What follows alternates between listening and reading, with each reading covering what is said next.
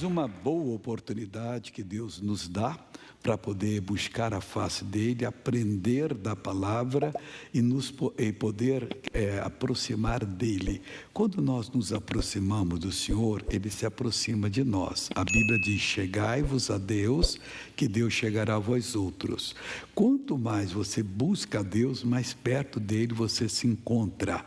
E como é que eu busco a Deus? Em que lugar do mundo? Na palavra dEle. É quando você começa a entender a Bíblia, você está buscando a Deus. E vai assumindo, e Ele vai dando mais.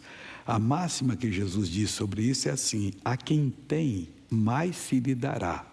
E ao que não tem, até o que pensa que tem, lhe será tirado. Porque Ele dá a revelação. Você não pega, Ele para. Ele não vai ficar plantando onde não dá. Segundo Ele, tem semente que cai à beira da estrada, as aves do céu comem, então Ele não vai jogar semente à beira da estrada. São as pessoas que não estão no caminho. O caminho está aqui, elas estão perto do caminho, mas não recebem a revelação da palavra de Deus. Não, missão, só sabe, eu não quero me envolver muito com Deus. É o inimigo que já está ganhando a batalha na sua vida, porque ele sabe, se você se envolve com Deus, Deus se envolve com você. Se você chega para Ele, Ele chega para você. E é isso que Ele não quer que aconteça com você.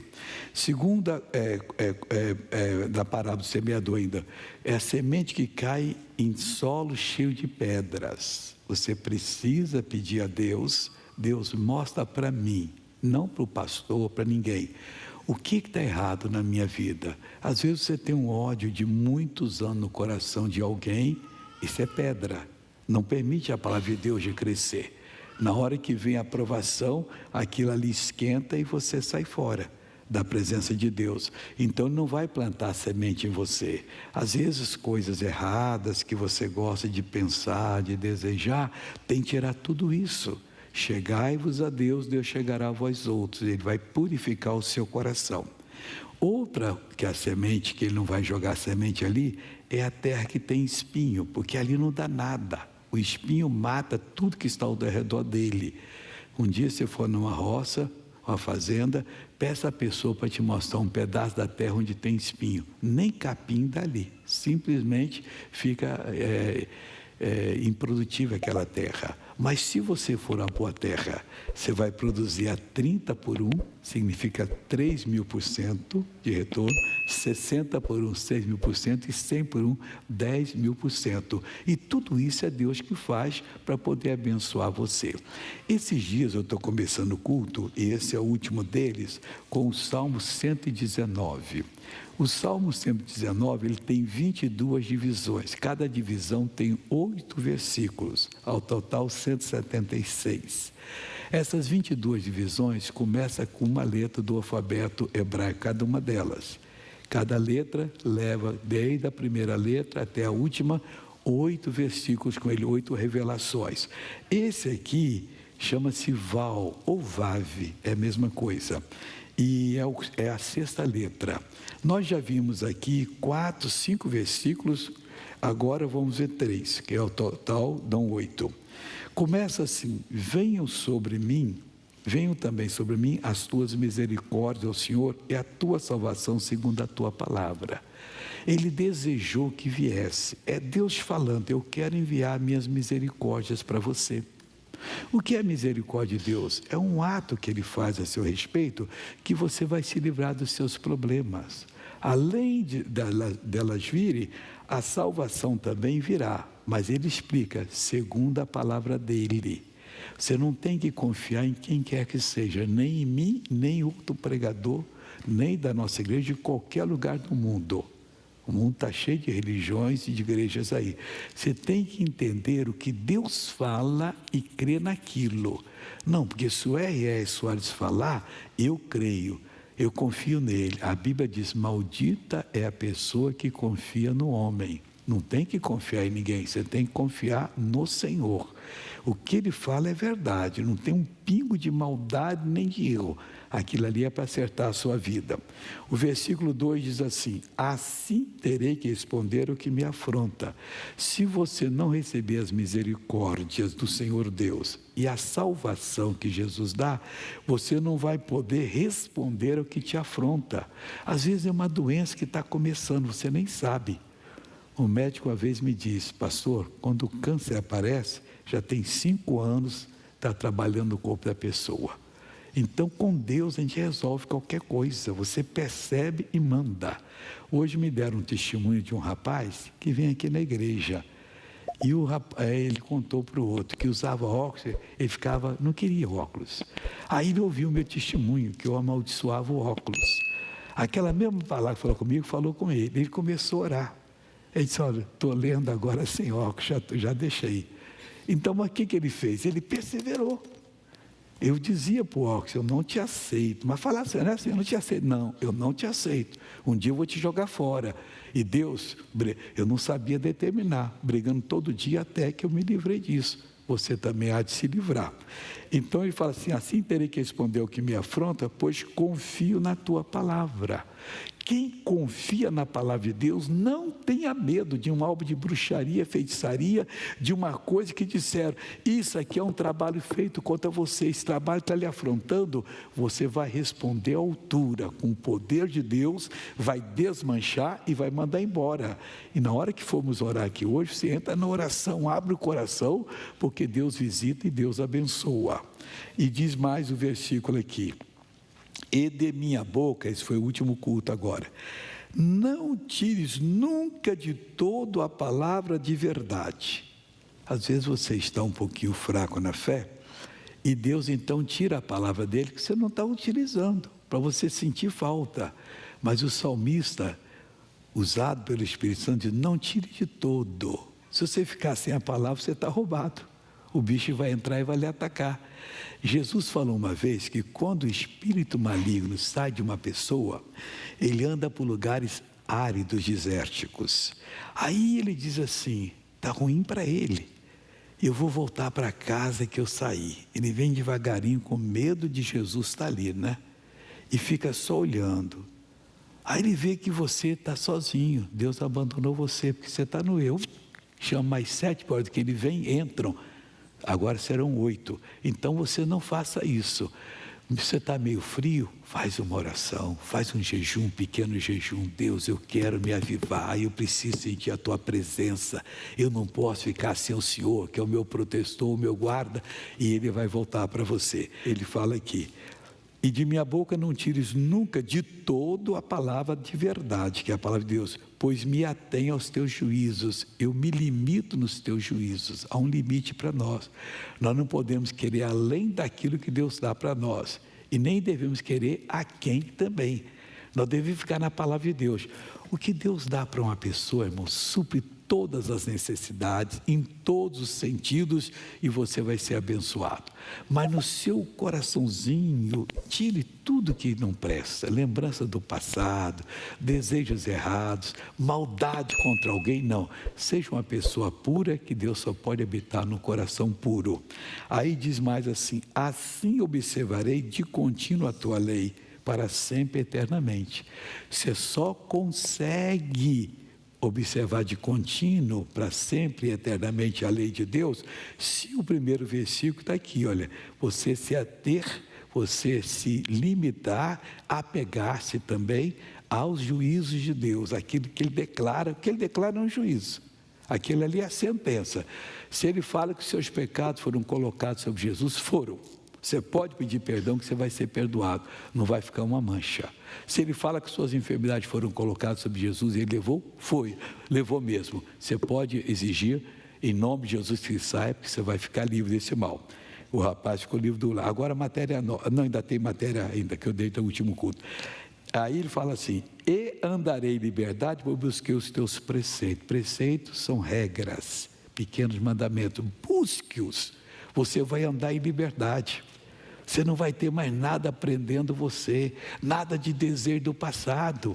Meu irmãozinho, o diabo, quando começa a desviar uma pessoa, ele fica feliz. Vou voltar para aquela casa, está amarrado. Eu vou buscar o meu Deus, e o meu Deus vai me abençoar, deve ser a sua direção. Matéria nova.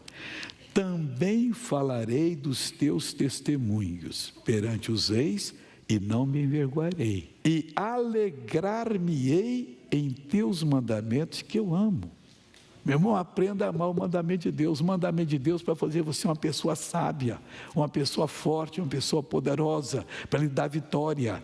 O mandamento não é para fazer você ficar aquém da bênção, não, ficar no meio da bênção e tomar posse dela. E termina aqui essa parte da letra Val, dizendo assim: também levantarei as minhas mãos para os teus mandamentos. Pode mandar, Senhor, vou mandar, e vou pegar tudo, manda que eu seguro. Levantarei as minhas mãos para os teus mandamentos, que amo. Ele fez questão de falar que nós devemos amar. O que é amar a Deus? Jesus disse assim: aquele que tem os meus mandamentos e os guarda, esse é o que me ama. Quem não tem, não ama não. Aí ele diz assim: e eu também o amarei. Mesma moeda. Ele vai ter as promessas e vai cumprir todas elas na sua vida. Quando você ama Jesus, ele vai amar. Então ele diz assim: também levantarei as minhas mãos para os teus mandamentos, que amo, e meditarei nos teus estatutos. Glória a Deus por isso. Agora, irmão, nós vamos ver uma palavra aqui bonita em João, capítulo 8. Esse dia também estou falando de João. Eu falo do Salmo e falo aqui, já terminei o Salmo e aqui eu vou dar uma palavra boa para você agora. Jesus estava sendo agredido por palavra pelos judeus, porque ele fazia milagre no sábado, eles não gostavam. Aí ele estava dizendo que Deus era o pai dele, eles também não gostaram, porque eles achavam que Deus não tinha filho, porque se Deus tinha filho, então o filho também era Deus. O filho é Deus. O Espírito Santo é Deus, estavam certos. Mas a compreensão deles era pequena, era uma compreensão racional. A Bíblia não é para o intelecto, a Bíblia é para o Espírito, ela se revela e você entende. Aí você ensina a mente, se ensina o que é que Deus está falando. Você muda a vida com isso. Se você está assim: eu quero ficar livre das drogas, eu tenho que ficar livre. Para um pouquinho com essa ganância de ficar livre, esse esforço, e ouça a palavra, vai ser fácil. Droga, não te quero mais e acabou. Qualquer pecado, qualquer mal, você vai ter uma autoridade sobre o mal. Aí Jesus diz o seguinte assim para eles. E diz, versículo 23 primeiro. E dizia-lhes: vós sois de baixo, eu sou de cima. Verdade, vocês são do mundo, eu sou do céu. Mas eles não estavam entendendo nada, mas ele tinha que falar a verdade. Vós sois deste mundo, eu não sou deste mundo. Ele veio aqui para poder pagar o preço da nossa redenção e nos ensinar como é que se faz a obra de Deus. Onde está o ensinamento dele? Nos 4 evangelhos, Mateus, Marcos, Lucas e João, e em toda a Bíblia. Aqui está direto ele ensinando. Ali foram os profetas, apóstolos, que foram usados para escrever. Versículo 24. Por isso vos disse que morrereis em vossos pecados. Porque se não credes que eu sou, morrereis em vossos pecados. É verdade. Eu não creio em Jesus. Coitada dessa pessoa. Está falando uma coisa perigosa, porque ela vai morrer no pecado dela. Jesus veio e já pagou o preço. Todo o preço para a pessoa ser perdoada, o pior pecador do mundo, já foi pago. É só ele aprender e crer em Jesus. Eu aceito Jesus, caiu tudo por terra. Deus tira tudo, é automático.